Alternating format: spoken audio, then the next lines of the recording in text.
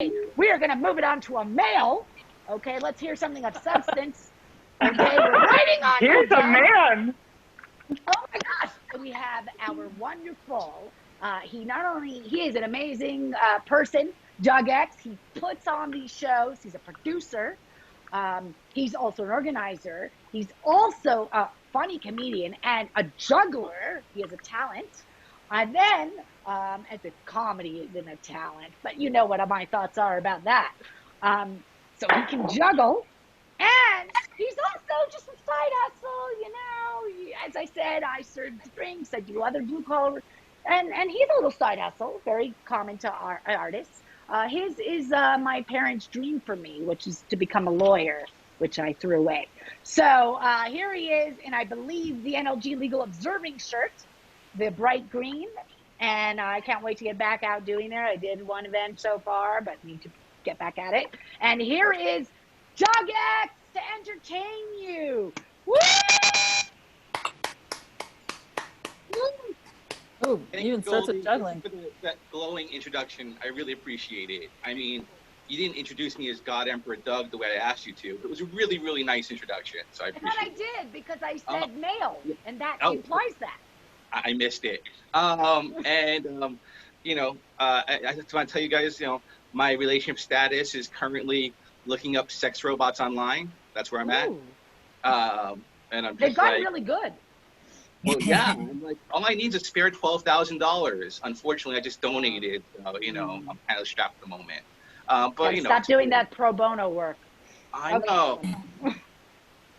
And yes, this is not an official National Lawyers Guild shirt, but I think I'm the only lawyer in the National Lawyers Guild who, when they got the neon green observer hat, said, "This matches everything in my wardrobe." Thank you, Goldie. And I want to give a shout out to a couple people. I want to give a shout out to Goldie for hosting, because she doesn't give a shout out to herself. Hey, Goldie!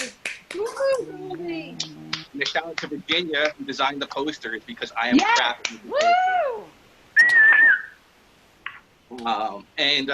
So you guys, a bunch of you have seen me do this like 7 times or so. So I want to try to do something a little different than my usual stuff. And since the military, or at least people in camouflage, are bullying the Portland protesters, I thought I'd talk a little bit about my experience being bullied in basic training in Fort Benning. So this might be a new story to most of you, I hope. And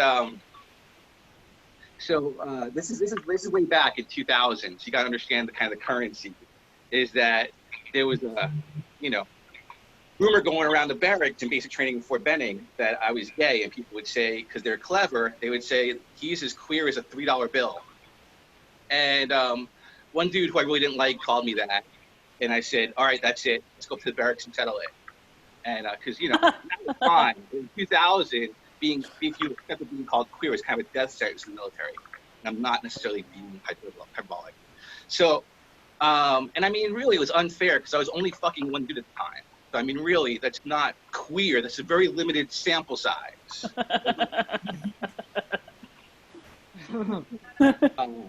So anyway, so I went up there, and I had been studying. I've been bullied a lot, so I ended up studying Brazilian Jiu-Jitsu and to becoming a cage fighter. And I had like 13 cage fights. I never said I got good at it. My record was 1-12, so I was never a very good cage fighter, but I was one.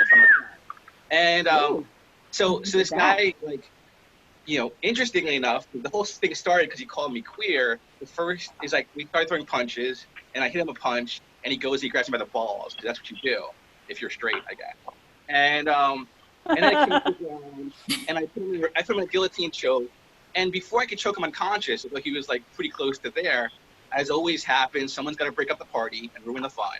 And so they pushed us apart before I could choke him unconscious. And if you know what you're looking at, everyone could having a guillotine choke, and it was clearly I was winning.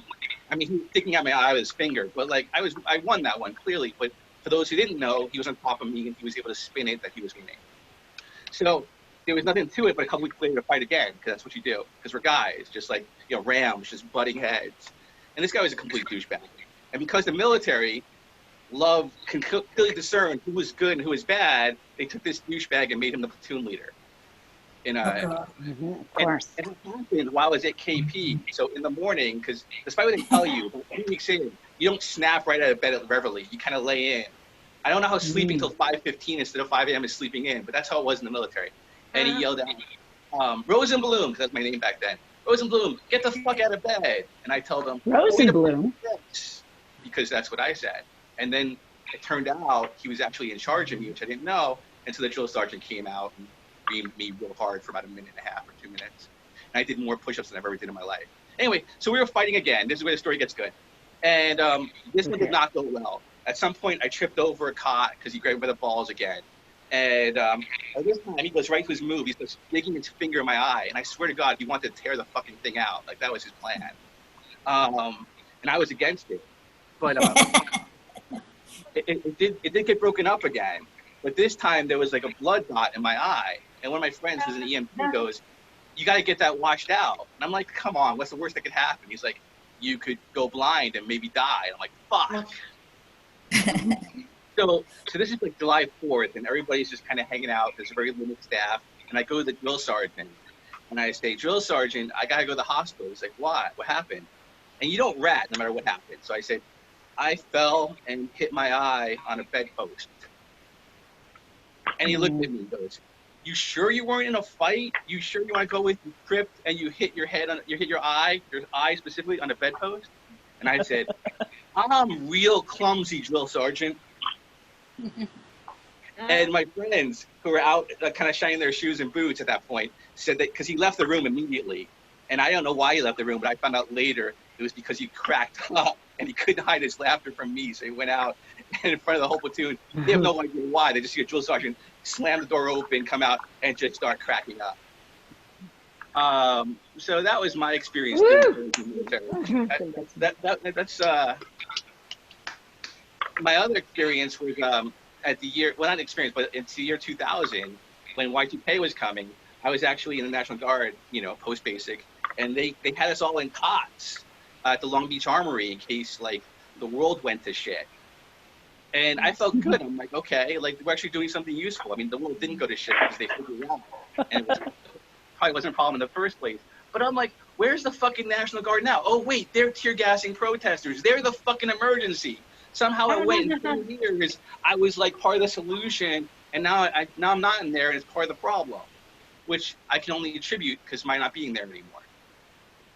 And anyway, the organizations are great. We're talking about the raising money for the Portland Action Medic. I think they're out there on the street helping people who get tear gassed. I've been tear gassed. That's actually they tear gas you in basic training. There's this part where they have you go into this room entirely filled with tear gas, and you have your gas mask on, and everything's kind of cool if it's sealed properly, and kind of sucks if it wasn't. And then they go, okay, everybody, take out your mask and breathe deeply, which I did. And you call it tear gas because vomit gas would just not sell well with the public. But believe me, if you get exposed to a good amount of it, you take in your lungs, vomiting is what happens. And it wasn't just me, because there was a pile of vomit I was vomiting on top of. So I know I wasn't the first or the last. And so yeah, don't get tear gas, except in case of a protest, in which case getting tear gas is great. But if you can get a gas mask, that's even better. And they have them at military surplus stores and good bondage and sex stores everywhere.